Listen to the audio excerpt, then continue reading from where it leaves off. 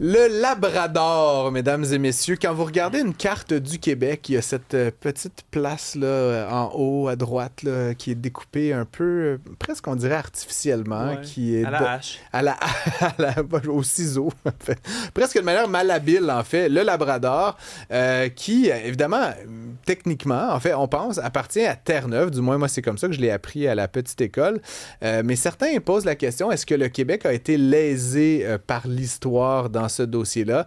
Le Parti québécois, là, je ressasse pas ça juste pour le plaisir, hein, n'est-ce pas? Le Parti québécois a récemment remis cette question-là à l'avant-plan et il y a un texte qui soutient que, évidemment, plusieurs idées reçues sur la frontière du Labrador ne résistent pas aux faits. Est-ce que c'est un dossier légitime que le Québec devrait continuer d'explorer, de défendre, ou est-ce que c'est un vieux conflit qu'on ressort des boulamites? Patrick Derritt avec moi en studio, analyste en politique publique, on pourrait dire ça. On peut dire ça. Auteur donc d'un article sur Substack, une plateforme que j'affectionne particulièrement, le mythe utile du Labrador québécois. Ben, déjà, tu dis que le Labrador québécois, c'est un mythe politique, c'est un peu ce que j'évoquais, plus qu'une revendication. Qu'est-ce qu'on comprend mal dans cette histoire-là? Peux-tu juste nous rappeler là, un peu les faits? Absolument. Tu sais, moi, je reviens à la petite école. Quand j'avais le cahier de géographie, tu regardes la frontière du Labrador et dessiné avec des pointillés. Ouais. Fait que, déjà, c'était suspect en partant. Puis, nos profs dissipaient absolument pas ça. Là, c'était pas clair que ça devait Tu pas... viens de quelle région, Québec. toi, Patrick? Okay. De... Moi, je viens de l'Outaouais québécois. Je t'avouerais que c'était moins contentieux. C'est peut-être juste les profs que j'avais. Dans le Pontiac, il n'y avait pas trop de sujets. Non, c'est ça. Mais écoute, moi, c'était juste les profs que j'avais à Québec. Puis, c'était l'époque aussi. Et en plus, c'était un nom francophone. Labrador, c'est pas un nom anglais, là. C'est dérivé d'un explorateur espagnol, mais c'est devenu Labrador. Ouais. Donc, c'est un nom francophone. Et donc, toujours le narratif qui était dominant, c'est en gros, il y a une chicane entre le Québec et Terre-Neuve et le Conseil privé de Londres, donc le tribunal à ce moment-là qui était le dernier tribunal d'appel. Qui était compétent. Oui, exactement. Les questions entre deux dominions, finalement, c'est entre le Canada et Terre-Neuve, a tranché en défaveur du Québec. Donc, on s'est fait voler le territoire. Puis c'est un peu resté comme ça. Puis il n'y a jamais aucun premier ministre qui a reconnu formellement la décision du Conseil privé en 1927. Même si dans les faits, il y a plein de gestes administratifs qui l'ont reconnu, mais ça, c'est une autre histoire. Et donc, comme c'est un vol, il faudrait reprendre notre bien, Patrick. Il faudrait reprendre notre bien. Mais là, ce que le PQ a fait, c'est dans le cadre des négociations avec Terre-Neuve sur le renouvellement de l'entente avec Churchill Falls. On a une entente qui est valable jusqu'en 2041. Il y a M. Legault puis l'ancien premier ministre Furey de Terre-Neuve et Labrador qui ont négocié une entente de principe. Ouais. Cette entente a été répudiée par le nouveau premier ministre de Terre-Neuve. M. Wakeham, qui a d'ailleurs fait campagne là, sur le fait que c'était tout le monde s'entend que c'était un deal un petit peu particulier, celui qu'ils avaient eu. Oui, c'est sûr qu'écoute, quand on vient de l'entente de 1969, c'est une entente totalement à sens unique en faveur du Québec. On a beau dire que Terre-Neuve n'avait pas les moyens de développer les ressources naturelles. Aujourd'hui encore, en 2026, donc presque 60 ans plus tard, on achète de l'électricité à 0,2 sous. Oui, c'est ça. Pas 2 sous. Pas 2 point sous. 0,2 sous du kilowattheure. 1/5 de cent. C'est le coût de production partout au Canada est de 20 à 50 fois plus élevé. Je suis économiste de formation. C'est une discipline jeune, l'économie. Mais il y avait quand même des économistes là, dans les années 60. Ouais. Vous n'avez pas si jeune que ça. Il n'y en avait pas beaucoup à Terre-Neuve. Non, je sais, mais quand même, cette idée... Puis parce que le taux qu'on paye donc au kilowattheure diminuait dans le temps. Tu connais-tu beaucoup de choses qui, dans les 20 prochaines années, vont être de moins en moins cher? Peut-être, mais... c'est vrai que l'effet de l'inflation inversé depuis quelque chose... Je trouve ça étrange qu'on n'ait pas au moins indexé le tarif qu'on payait à Terre-Neuve. C'est un petit peu fait rouler. Là, donc, M. Wakeham arrive au pouvoir et il a fait campagne sur le fait qu'on s'est fait rouler dans la farine. Et cette entente-là, qui vient d'être convenue avec François Legault à l'époque, est aussi une mauvaise entente. C'est ça, c'est une entente de principe qui n'est pas signée, mais il dit aussi que c'est une mauvaise entente. En gros, ce que M. Wakeham veut, c'est... plus de puissance que ce qui est présentement considéré dans l'augmentation de puissance. Il y a un ajout d'une centrale à Churchill Falls, une augmentation de la puissance de la centrale actuelle. Il y a aussi une autre une autre centrale qui est ajoutée un petit peu plus loin dans le fleuve Churchill. Fait que c'est ça, il y a cet aspect-là. Il y a l'aspect de l'indexation qui est considéré aussi dans la nouvelle entente. Il dit que c'est pas assez suffisant puis que ça va coûter 30 milliards à Terre-Neuve si c'est pas corrigé. Donc, il faut que ça augmente. Puis là, on peut débattre. Tu sais, l'inflation, là, on sait que c'est des fois 2, des fois 3, des fois 8. On l'a appris ces dernières années. Mais donc, de prévoir ça sur 30 ans, il n'y a pas beaucoup de gens qui s'adonnent à ce sport extrême. Non, c'est ça. Puis bon, c'est sûr aussi, il y a un peu de politique dans la position de M. Wickham. Puis l'autre chose, c'est qu'il aimerait ça avoir aussi, pas être dépendant du Québec comme seul client, donc avoir une forme d'entente, peut-être impliquant le fédéral pour pouvoir utiliser les lignes de transmission du Québec. Et vendre lui aussi aux États-Unis. Exactement, ou dans le reste du Canada. Fait que c'est un petit peu ça. Et là, il y a des négociations. Mme Fréchette, première ministre, présentement, qui a eu des discussions récentes avec le premier ministre de Terre-Neuve. Et c'est là que le Parti québécois est intervenu pour dire que Mme Fréchette n'avait pas la légitimité pour conclure une entente et ressorti le discours du vol judiciaire et par un tribunal colonialiste britannique. C'est vraiment l'expression qui est utilisée. Ouais. Fait que moi, j'ai voulu aller voir ça. Là. Des fois, quand ça pointe vers là, moi, je regarde l'épaule. On va regarder je vais pas dire que ça s'applique intégralement, mais quand le génie pointe le ciel, l'idiot regarde le doigt. Mais bon, c'est ça. Là, je sais pas quelle partie je devrais regarder. Fin de la citation. Oui, c'est ça. Puis, quand on regarde ça, bon, d'abord, sur la légitimité de Mme Fréchette, c'est drôle que ça vienne du Parti québécois parce que quand M. Lucien Bouchard, il y a plusieurs années, avait décidé de démissionner comme premier ministre, puis il en avait assez du PQ, Bernard Landry a été couronné. Il n'y a pas eu de course à la direction. Il y a eu un embryon de course à la direction. Mme Marois s'est présentée, puis finalement, elle s'est retirée. Fait que bon, Bernard Landry était devenu premier ministre en 2001. Il n'a même pas été élu par les propres membres de son parti. Il n'y a personne qui a voté pour Bernard Landry, premier ministre. Il a déposé 2 budgets. Il a engagé le Québec dans le protocole de Kyoto. Il a signé la paix des Braves. Personne n'a dit que c'était illégitime. Puis même avant ça, Lucien Bouchard avait été couronné après la démission de Jacques Parizeau. Fait qu'aujourd'hui, le PQ arrive et dit « Mme Fréchette, c'est pas légitime parce qu'elle a été élue par les membres de son parti. » C'est un peu particulier. C'est pas une question partisane à savoir si on aime le programme ou pas de Mme Fréchette. C'est comme ça notre système fonctionne pour l'instant. Fait que ça, c'est la première chose. La deuxième, sur le tribunal colonialiste britannique, bien, ce qu'on oublie souvent de mentionner, et puis c'est intéressant parce que dans le livre bleu, il y a certaines sources historiques qui sont citées, mais on ne donne pas toute l'histoire aussi. C'est que c'est pas une décision imposée par le conseil privé qui est sorti de nulle part comme ça, Terre-Neuve qui s'est dirigé vers... il y a eu un processus d'arbitrage qui a été demandé par Québec et Terre-Neuve, éventuellement qui a impliqué le Canada. On s'est tourné vers le conseil privé.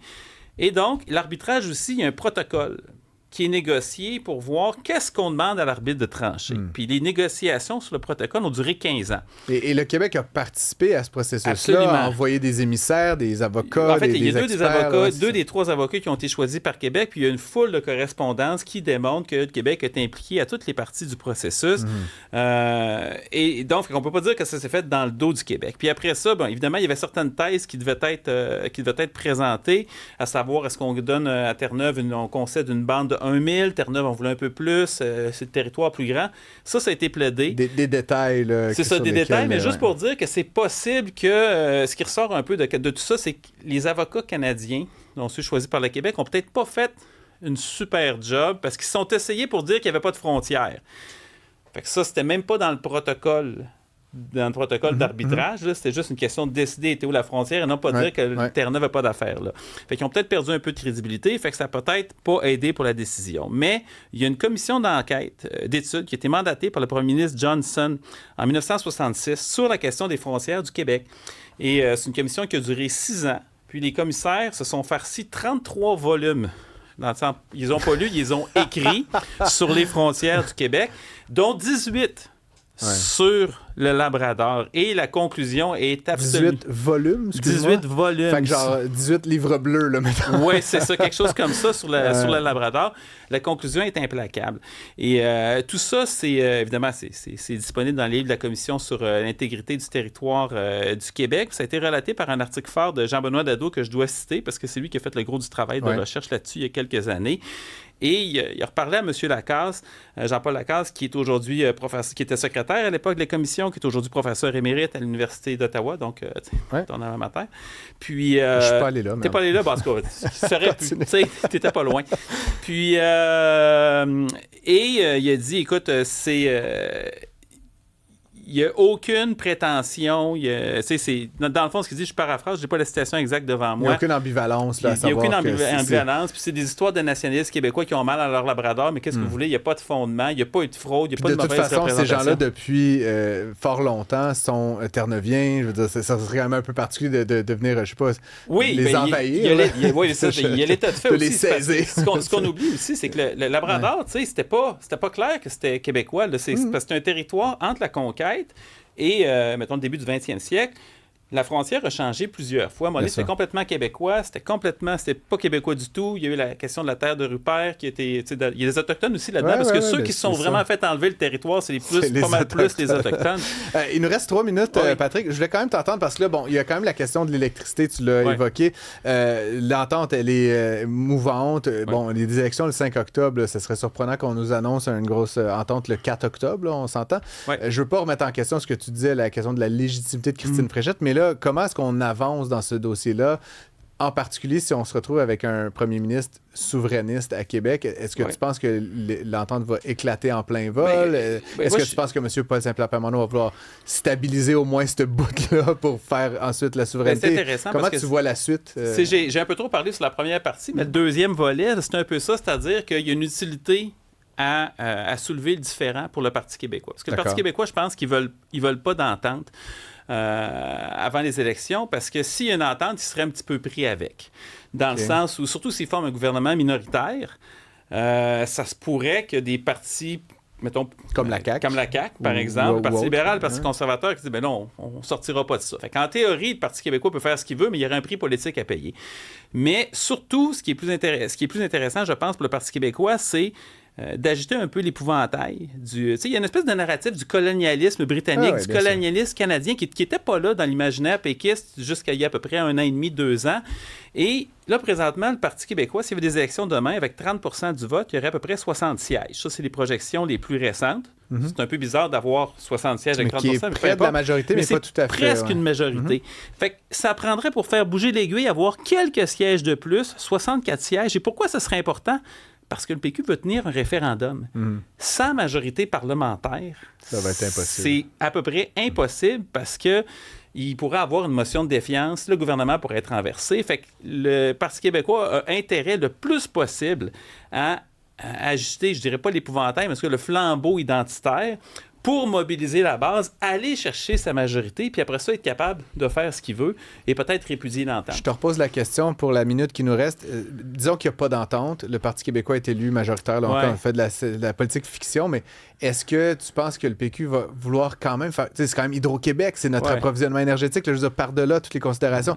Est-ce que le PQ va juste laisser ça traîner jusqu'à... Je pense que la réalité va le rattraper parce que c'est vraiment fondamental pour le Québec. Si on parle de 15% de l'électricité du Québec qui est produite par Churchill Falls... On l'oublie, mais ça serait potentiellement... Notre survie en dépend. Là. Notre survie à nous en dépend aussi, mais je veux dire, c'est un partenariat aussi de ton voisin. Puis, je pense qu'il y aurait un prix encore plus lourd si tu laisses aller l'entente complètement, en 2041, par exemple. Là, à ce moment-là, on n'a plus rien. Et peut-être qu'il pourrait y avoir d'autres choses qui se passent, une entente avec le fédéral. Peu importe, je pense pas que le PQ pourrait... prendre ce risque-là, sincèrement. Mais écoute, ça va être à voir. On va voir. Ils ont peut-être des chances d'être élus. Et qu'on soit souverain ou pas, comme tu dis, ce sera encore là. Il y aura encore l'infrastructure. Terre-Neuve s'en va pas, puis l'Ontario s'en va pas non plus. Le Labrador ne sera pas annexé, là, fait selon toute vraisemblance. Peut-être avec l'armée québécoise. C'est ça que j'allais dire. Peut-être envoyer des soldats là-bas, mais avec des mousquets, ou je sais pas. C'est quand même un peu fou. Puis bon, là, après, je sais pas si Christine Fréchette est en mode branle-bas de combat pour clore ce dossier-là, mais il me semble qu'elle a aussi beaucoup d'autres dossiers sur sa table à dessin. Parce que c'est l'ADN économique de la CAQ, fait qu'elle aimerait beaucoup ça, mais le premier ministre de Terre-Neuve, lui, il n'a pas l'air super pressé, et le genre de sortie que le PQ a eu, ça va être ça avec eux que je vais parler dans quelques mois. Je vais attendre. Je vais peut-être attendre un peu. Et tout ça lui donne, à la limite, lui, plus de pouvoir, plus d'effet de levier dans la négociation que si on avait une forme de stabilité politique ou une prévisibilité politique. Bref, tout ça... Puis il est assez bon quand il fait son... Comme M. Wykeham. Il est très articulé et il semble connaître le fond du dossier. Il ne fait pas juste se faire donner des lignes. Il a été élu, n'est-ce pas? Donc, il doit avoir un certain mérite du point de vue des Terre-Neuviens, du moins comme négociateur. Et je rappelle que c'était un de ces dossiers qui avait mis beaucoup de l'avant. Merci beaucoup, Patrick Derry. j'invite les gens à lire cet article qui est quand même bien fouillé sur ton Substack. Avez-vous voté pour .ca pour ça. Merci beaucoup, Patrick. Je salue toute l'équipe, évidemment, en studio, M. Troulot, Séguin, Mme Emma Gobeil et Florence. Je vous souhaite une bonne fin de journée et à demain.